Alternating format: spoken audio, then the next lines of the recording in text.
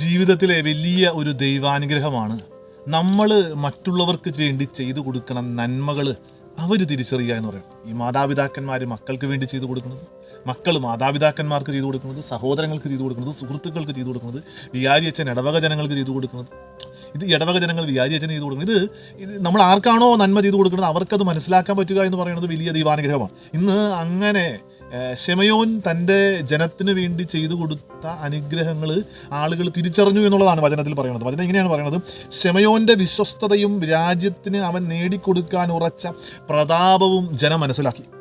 അവൻ്റെ ചെയ്തികളും അവൻ ജനത്തോട് പുലർത്തിയ നീതിയും വിശ്വസ്തതയും കണക്കിലെടുത്തു. എല്ലാ വിധത്തിലും ജനത്തെ പ്രതാപത്തിലേക്ക് നയിക്കുന്നതിന് അവൻ നടത്തിയ പരിശ്രമങ്ങളെ പരിഗണിച്ചു. അവർ അവനെ തങ്ങളുടെ നേതാവും പുരോഹിതനുമാക്കി. തങ്ങളുടെ നേതാവാക്കി ശിമയോനെ ആളുകൾ അങ്ങ് അംഗീകരിച്ചു. ദൈവാനുഗ്രഹമാണ് ശിമയോൻ്റെ വലിയ ദൈവാനുഗ്രഹം. പക്ഷെ ഇതിനേക്കാളും വലിയ ദൈവാനുഗ്രഹം എന്താണെന്ന് അറിയാമോ? നമുക്ക് ഇതുപോലെ ദൈവാനുഗ്രഹങ്ങൾ തരുന്ന, നന്മകൾ തരുന്ന ആളുകളെ നമ്മൾ തിരിച്ചറിയുക എന്ന് പറയുന്നത്. നമ്മളെ ആളുകൾ അംഗീകരിക്കുക എന്നുള്ളതും ഇതിനേക്കാളും വലിയ ദൈവാനുഗ്രഹമാണ്. നമ്മളെ ശക്തമായിട്ട് നയിച്ചിട്ടുള്ള, നമ്മൾക്ക് ഉപകാരങ്ങൾ ചെയ്തിട്ടുള്ള, നമുക്ക് നന്മകൾ ചെയ്തിട്ടുള്ള ആളുകളെ നമ്മൾക്ക് തിരിച്ചറിയാൻ പറ്റണം. നമ്മളെ ആളുകൾ തിരിച്ചറിഞ്ഞത് കൊണ്ട് മാത്രമായില്ല, നമ്മൾക്കും തിരിച്ചറിയാൻ സാധിക്കും. നമ്മുടെയും ജീവിതത്തിൽ ഇതുപോലത്തെ ശിമയോന്മാരുണ്ട്.